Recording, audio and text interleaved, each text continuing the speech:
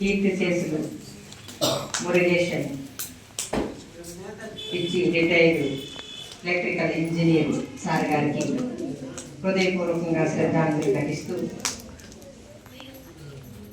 ఈ అవకాశం ఇచ్చినటువంటి చైతన్య సంస్థ ఫౌండర్ ఆనంద్ సార్ గారు, గిరిజా మేడం గారికి సార్ పాదాభివందనాలు సార్. మీకు నేను ఈరోజే ఇంత గొప్పగా ఇంత అవకాశం నాకు ఎప్పుడు రాలేదు వినడానికి, ఈరోజే వచ్చింది. అంత మంచి అవకాశం పోగొట్టుకుంటాను ఈరోజు రాకపోతే నిజంగా నేను తెలుసుకోండి.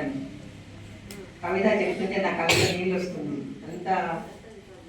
ఎంత వెనక ఎంత బ్యాక్గ్రౌండ్ ఉంది, ఎంత జరుగుతుంది, ఎన్ని బాధలు ఉన్నాయనేది తెలుస్తుంది. మురుగేషన్ సార్, ముత్తు సార్ గురించి చెప్తుంటే నాకు చాలా నిజమైనటువంటి రోల్ మోడల్ తను. మనం నిజంగా తను ఆదర్శంగా తీసుకోవాలి. ఆదర్శం కొడుకు వచ్చింది. ఆ విధంగా కొడుకు తండ్రి ఆశయాన్ని నిలబెడుతూ 33 సంవత్సరాలు ఈ కాలంలో ఏదో 2 సంవత్సరాలు 3 సంవత్సరాలు కార్యక్రమాలు చేసి వదిలేస్తుంటారు. అయినా చేస్తున్నారంటే సార్ మీకు ధన్యవాదాలు సార్.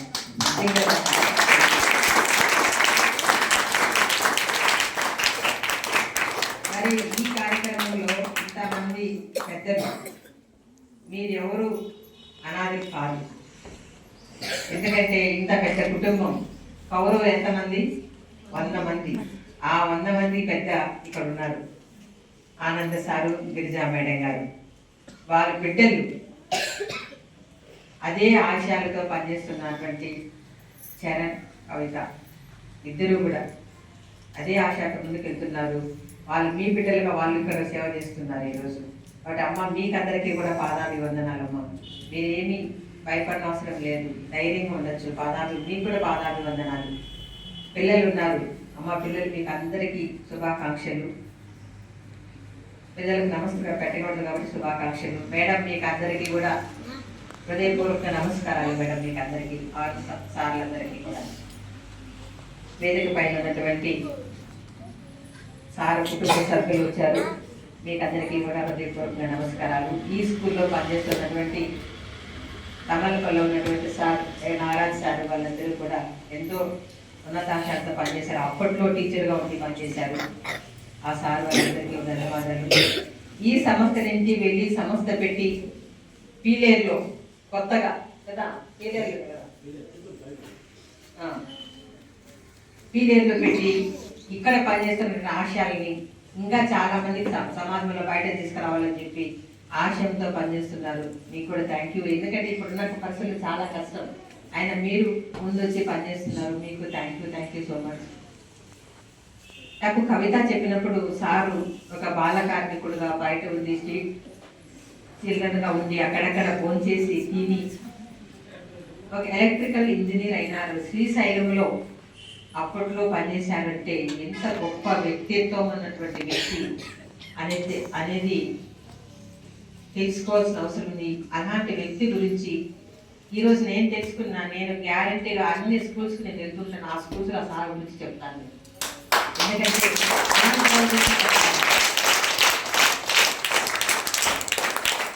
ఎక్కడో ఎవరో ఏదైనా దేశంలో ఉన్నటువంటి వ్యక్తులు గురించి కాదు మనం చెప్పాల్సింది. మన ఊరిలో ఎంతో ఆదర్శవంతమైనటువంటి వ్యక్తులు ఉన్నారు అని చెప్పడానికి ముందుంటారు. ఆ సార్ గురించి చెప్పాలి. అది నేను కూడా పూర్తి స్థాయిలో నేను పనిచేసే చోట ఆ సార్ను చెప్పడం. ఈరోజే నేను ఫస్ట్ మా స్కూల్ మా స్టాఫ్కే చెప్తాను ఫస్ట్ ఆఫ్ ఆల్. ఎందుకంటే అలాంటి వాళ్ళే మనం తీసుకోవాలి.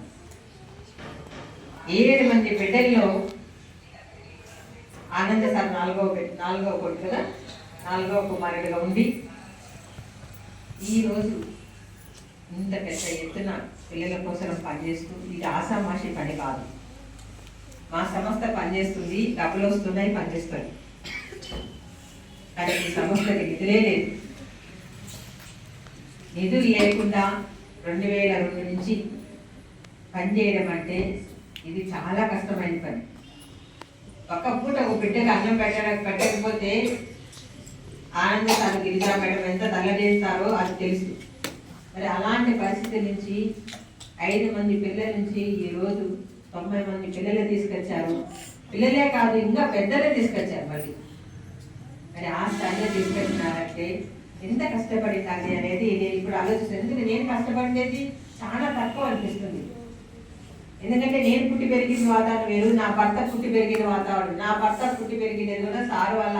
ఇప్పుడు నాన్న ఎలా కష్టపడినాడో వీధికి వెళ్ళి ఎవరు అన్నం పెడితే తిని, అక్కడ వెళ్ళి తినడము, వాళ్ళు పెట్టింది తిని, అట్లా నా భర్త తిని పెరిగి డిగ్రీ కంప్లీట్ చేసి 50 సార్లు నా భర్త వచ్చాడు. నేను అలాంటి బాధలు పడకపోయినా నా భర్త చెప్పినవన్నీ వినేదాన్ని. కాబట్టి ఆ ధైర్యం అలానే తీసుకొచ్చినాం. పడిన కష్టాలను అలానే తీసుకొచ్చి దాన్ని ఏ విధంగా మనము అలాంటి బిడ్డలు రాకుండా ఉండాలని ప్రయత్నం చేసినా నేను. అందుకే ఈ రోజు కూడా నేను మా భర్త లేకపోయినా పనిచేస్తుందంటే కారణం ఏంటంటే ఆయన నేర్పించినటువంటి ఆశయాలు ఎవరు ఉన్ని లేకపోతే ముందుకు వెళ్ళాలని. అదే ఆనంద సార్ కూడా వాళ్ళ నాన్న ఇచ్చినటువంటి పడినటువంటి కష్టాన్ని రాబోయే రోజు బిడ్డలకు ఉండకూడదని స్థాపించాడు. స్థాపించడమే కాకుండా మళ్ళీ జనానికి ఇంగ్లీష్ మీడియం స్కూల్ పెట్టించాడు. ఎందుకు? ఈ బిడ్డలు ఇంగ్లీష్ మీడియం చదివితేనే ఈ సమాజంలో ఇప్పుడున్నటువంటి రాబోయే రోజుల్లో ఈ కాలంలో బిడ్డలు మంచి ఉన్నత స్థానానికి ఎదగాలంటే కంపల్సరీగా ఇంగ్లీష్ మీడియం కావాలి. అలాంటి స్కూలు మళ్ళీ బిడ్డకు వాళ్ళ కొడుకు ఆ స్కూల్ పెట్టించి కూతుర్ని సెకండ్ లెవెల్గా తీసుకొచ్చి లీడర్షిప్ ఇచ్చి, అది చాలా తక్కువ ఈ కాలం.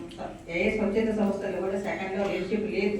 ఒకవేళ ఉంటే సంస్థ వస్తే లేకపోతే చేస్తారు. కానీ కవిత నీకు హ్యాట్సాప్ అమ్మా. తక్కువ వయసులో చిన్న వయసులో ఈ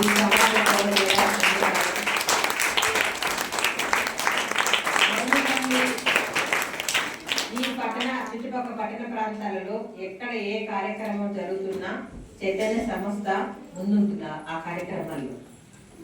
నాకు చాలా హ్యాపీ అనిపిస్తుంది. ఎందుకంటే కవిత ఆనంద సారైనా కొంచెము ఎప్పుడన్నా మీటింగ్లో, నేను ఆనంద సార్ ఎక్కడున్న మీటింగ్లో ఉంటాం.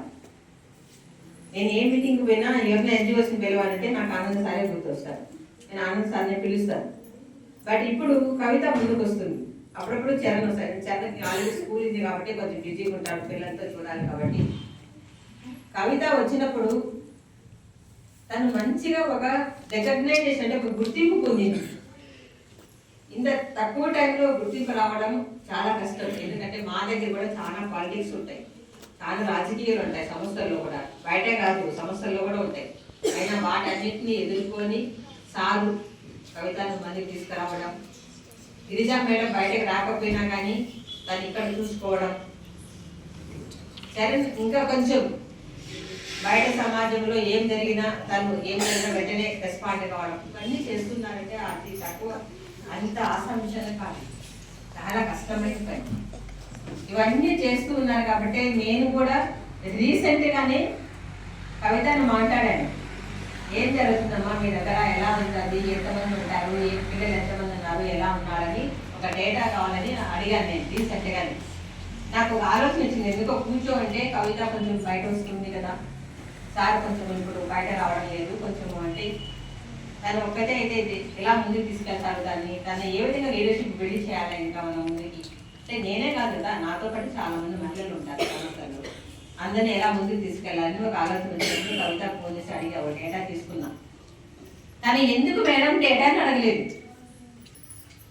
నేను అడిగిన వెంటనే ఎంతమంది ఉన్నారు మీ దగ్గర పిల్లలు ఏమి అని అడిగితే వెంటనే నాకు తను క్లియర్గా మెసేజ్ పెట్టింది. నాకు అక్కడే నచ్చింది. ఎందుకంటే చాలా మందిని డేటా అడిగితే ఎందుకు ఇవ్వాలండి మీకు అని ఉంటారు. తను వెంటనే నాకు డేటా అంతా పంపించింది. పంపిస్తే నేను నాకు చాలా హ్యాపీ. అంటే నా వంతు ప్రయత్నం నేను ఏం చేయొచ్చు, ఏదో ఒక 2000, 2000, 5000 ఇచ్చేది పెద్ద విషయం కాదు. బట్ ఏం చేయాలి, ఇంతమంది పిల్లలు ఉన్నప్పుడు ఎలా చేస్తుంటారు మీరు, ఫండ్స్ లేవు కదా, ఫండ్స్ లేనప్పుడు ఎలా చేయాలని నా వంతు నేను ఏం ప్రయత్నాలు చేస్తూ బయట చుట్టుపక్కల తెలిసిన వాళ్ళు కానీ నా ప్రయత్నం నేను చేయడానికి కోసం తన దగ్గర ఒక డేటా తీసుకొని ఎలా చేయాలంటే ఒక మొదలు పెట్టాను ఇప్పుడు. అంటే ఎందుకంటే కొంతమంది మాకు చాలా మంది తెలిసిన వాళ్ళు ఉన్నప్పుడు అందరూ నా సంస్థకి ఇవ్వరు, ఈ విధంగా అడుగుతుంటారు ఎవరైనా ఉన్నారా, మేము ఏమైనా సపోర్ట్ చేయొచ్చా అని అడుగుతుంటారు చాలా మంది వ్యక్తులు కలిసినప్పుడు. అప్పుడు నేను ఇంతకుముందు పెద్దగా పట్టించుకునేదాన్ని కాదు. ఎందుకంటే ఆనంద సార్ కూడా పెద్దగా మాతో ఇంత కలిసేది కాదని తక్కువ మేము.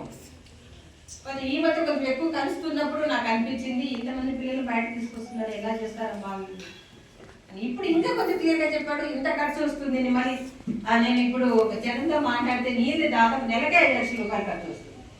సరే ఎలా ఖర్చు పెడతారు, ఎక్కడికే తెస్తారు ఇంత అమౌంట్? ఏమైనా కోటీసులు కాదు కదా, కోటీసులు అయితే అసలు అన్నం పెట్టరు, మీకు తెలుసా, కోటీసులు అన్నమే పెట్టరు. అంటే కాబట్టి ఏం చేయాలనేది ఆలోచిస్తే కవిత పంపిన డేటాను నేను కూడా చాలా మందికి పంపిస్తున్నాను.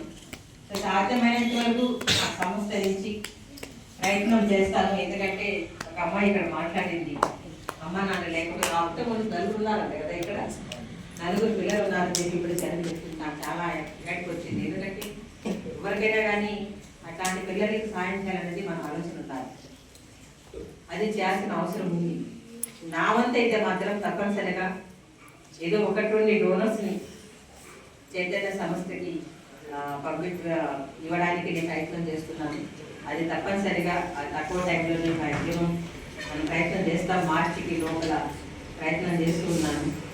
అది సపోర్ట్ వచ్చేదానికి లింక్ చేస్తాను మీకు డైరెక్ట్గా, ఎందుకంటే వాళ్ళు డైరెక్ట్గా మీకే లింక్ చేసి మీకే సపోర్ట్ చేయడానికి ప్రయత్నం చేస్తున్నా. అది చెప్పకూడదు అనుకున్నాను, అందుకే రాలేదు ఇక్కడికి. ఎందుకంటే ఏదైనా ఒకటి శాంక్షన్ చేసుకున్నాక వాళ్ళకి సపోర్ట్ చేద్దాము అనేది ఆలోచనతో నేను ఇక్కడికి రాలేదు. ఇంకా కవిత పిలిస్తే సడన్గా సరే వస్తానమ్మా అని చెప్పి వచ్చిన దానికి నాకు ఈరోజు ఇంకొంచెం డీటెయిల్గా తెలిసింది. సంస్థ అంటే ఇంకా ఎంత లోతుగా పనిచేస్తున్నారు అనేది నాకు కొంచెం డీటెయిల్గా తెలిసింది ఈరోజు. ఇంకా నేను ఇంకొంచెం ఎక్కువగా స్పీడప్ చేసి ప్రయత్నాలు చేస్తాను. సంస్థకి ఇంతమంది పిల్లలకి, అవ్వలకి, అందరికీ ఇవ్వడానికి సపోర్ట్ చేయడానికి ప్రయత్నం చేస్తానని చెప్పి నేను హామీ ఇస్తున్నాను. ఎంతో ధైర్యం ఉండాలి ఇంత ప్రాజెక్ట్ చేయడానికి. Sir thank you so much sir, Anand sir, Girija madam, చేయడం, కవిత, మీ ఫ్యామిలీ మెంబర్స్, పిల్లలు చిన్న మీ పిల్లలు కూడా ఇక్కడే ఉంటున్నారు. గ్రేట్, మీ పిల్లలతో కూడా ఇక్కడ ఉండిపోవడం చాలా హ్యాపీ. ఎందుకంటే నేను కూడా పనిచేస్తున్నాను బాల కార్మికులతో, బడి వయసు పిల్లలు, చిన్న పిల్లలకు పెళ్లి చేస్తున్న పిల్లలతో పనిచేస్తున్నాను. కానీ ఇంత సీరియస్గా, ఇంత కమిట్మెంట్గా ఇక్కడే 24 గంటలు ఇక్కడే కదా, ఇంకా 24 అవర్స్ ఇక్కడే ఏం జరుగుతుందో ఏం చెప్పలేదు కదా. ఇలాంటి సందర్భాల్లో కూడా మీరు కూడా పనిచేస్తున్నారు. Thank you so much. Kavitha యొక్క లీడర్షిప్లో, చరణ్ యొక్క లీడర్షిప్లో ఇది ఇంకా కొంచెం ముందుకు వెళ్తుందని నేను ఆశిస్తున్నాను. నా వంతు సపోర్ట్ ఎప్పుడు ఎనీ టైం మీరు నాకు కాల్ చేయొచ్చు, ఫోన్ చేయొచ్చు. ఏం అవసరమన్నా, ఎవరి దగ్గరికైనా వెళ్ళాలన్నా, అడగాలన్నా, నిధులు ఫండ్స్ నేను కూడా వస్తాను, మీకు సపోర్ట్ చేస్తాను ఎక్కడికైనా వెళ్ళడానికి. ఎందుకంటే నా వంతు నేను కూడా ప్రయత్నం చేసి సపోర్ట్ చేయడానికి ప్రయత్నం చేస్తానని చెప్పేసి ఈ పిల్లలు నాకు గుర్తుకొచ్చేలాగా పిల్లల్లాగా ఉన్నారు. ఇలాంటి వాళ్ళకి నా వంతు నేను సపోర్ట్ చేస్తానని చెప్పేసి కోరుకుంటూ ఇక మంచి అవకాశం ఇచ్చినటువంటి మరి ఆనంద్ సార్ గారికి, గిరిజా మేడం గారికి, కవిత గారికి, చరణ్ గారికి, ఇక్కడ ఉన్నటువంటి ప్రతి ఒక్కరికి హృదయపూర్వక ధన్యవాదాలు తెలియజేస్తూ ఆ సార్ని మాత్రం నేను మర్చిపోలేను. ఈరోజు తెలిసింది కాబట్టి ఆ సార్ని మర్చిపోలేను సార్. మిమ్మల్ని కూడా ఇంకా జీవితంలో మర్చిపోలేదు, ఎందుకంటే ఇంత మంచి స్టోరీ చెప్పిన తర్వాత కష్టం మర్చిపోవడం. Thank you so much sir. Thank you.